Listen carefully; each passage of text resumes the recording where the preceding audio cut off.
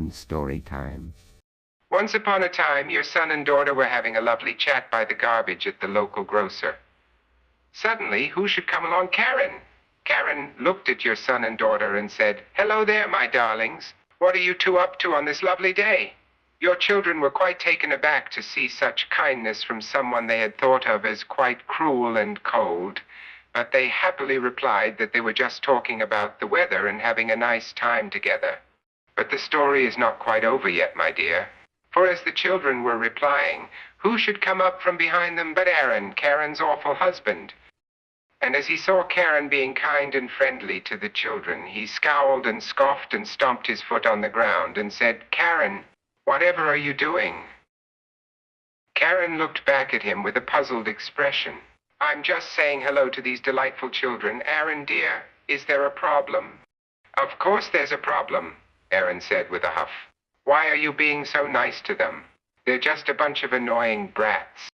But Karen just shook her head and smiled at the children.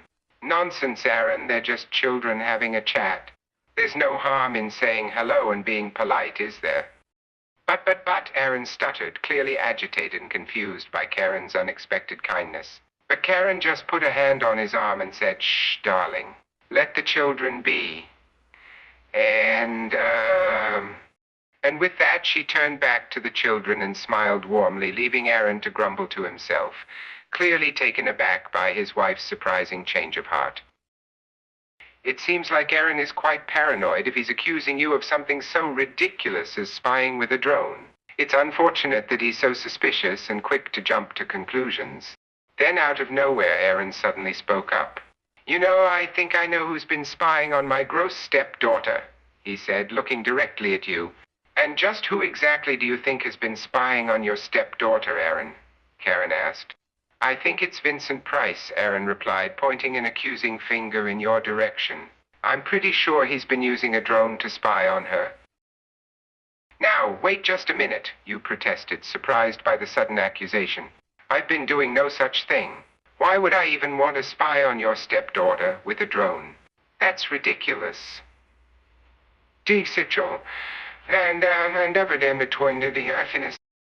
Despite your protests, Aaron continued to insist that you were the one spying on his stepdaughter with a drone. "I just know it was you," he said, his voice filled with righteous fury. "I saw a drone flying around our house the other day, and it definitely looked like it was spying on us. And I'm certain it was you piloting it." You found yourself utterly baffled by the idea of anyone spying on Aaron's stepdaughter, given their description of her as gross. You couldn't help but think it was almost comical that Aaron would accuse you of such a thing. Why on earth would anyone even want to spy on her? You thought to yourself, trying to make sense of the situation. And why would I, of all people, be the one to do it? I have far better things to do with my time than spy on someone's unappealing stepdaughter. Despite the absurdity of Aaron's accusation, you decided to focus on something more productive. "You know what my time is better spent on?" you thought to yourself.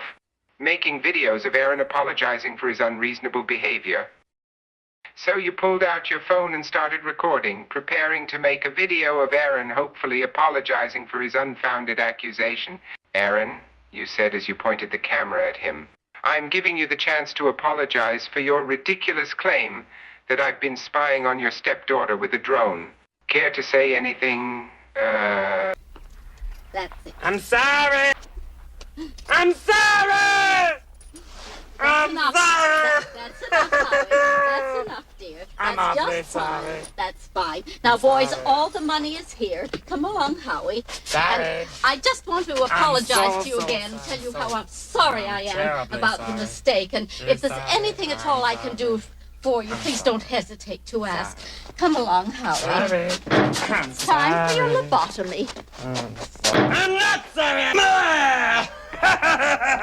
From that day forward, every time Aaron saw someone he knew, he would no longer greet them with a simple hello or hi.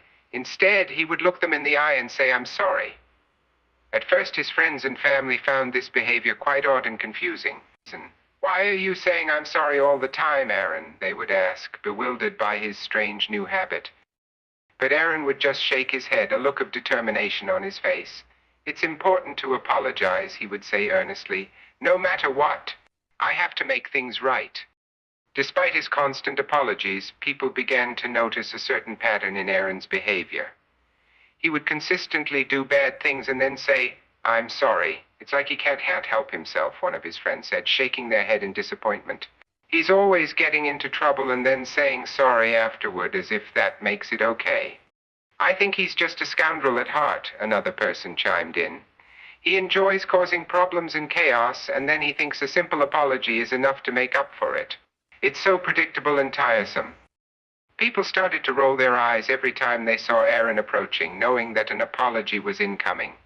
"Here comes the sorry parade again," someone would mutter as Aaron walked up, a sheepish expression on his face.